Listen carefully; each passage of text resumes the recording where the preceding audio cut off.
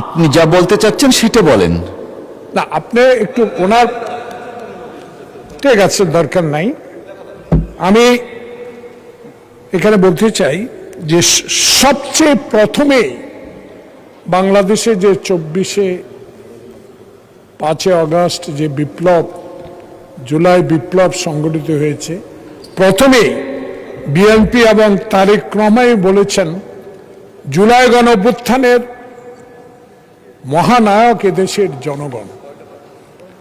তারই উল্লেখ করে মাননীয় বিরোধী দলীয় নেতা, অত্যন্ত সম্মানিত ব্যক্তি, একটি দলের আমিরও, এবং আমরা সম্মানের সহিত ওনাকে বলতে চাই, আপনিই বলেছেন 24/4/2026 মগবাজারে একটি 12 দলীয় সভায় যে তারেক রহমানই মহানায়ক এই জুলাই বিপ্লব আন্দোলনের প্রধান নায়ক, আপনি বলেছেন। সে কারণে আমি এখানে রেকর্ড রাখতে চাই যে মিল্লাত যেটা বলেছে এটা সত্য কথা বলেছে, এটা রেকর্ডে থাকুক।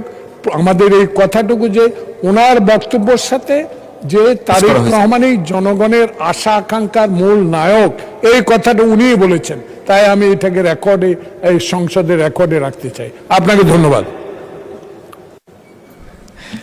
মাননীয় বিরোধী দলীয় নেতা, ওনার সাথে আমার কোনো বিরোধ নাই।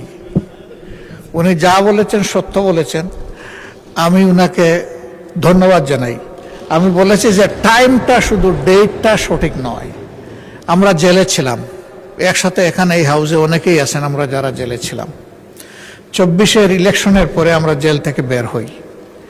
বের হওয়ার পরে লেডিস ক্লাবে সেই রমজানে বিএনপির একটা ইফতার মাহফিল ছিল, এটা 12 দলের নয়। সেই ইফতার মাহফিলে আমিও দাওয়াত পেয়েছিলাম। সেখানে তারেক রহমান সাহেব, এটা 12 দল হোক আর বিএনপি হোক, তারেক রহমান সাহেব তিনি ভার্চুয়ালি প্রধান অতিথি হিসাবে যুক্ত ছিলেন।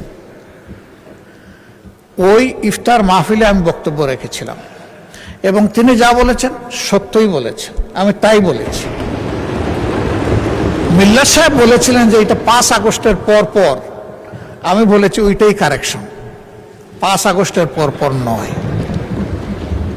5 আগস্টের প্রেক্ষাপট ভিন্ন, বদলে গেছিল তখন যাদের এই ব্যাপারে কৃতিত্ব দেওয়া উচিত তাদেরটাই আমরা দিতে চাই।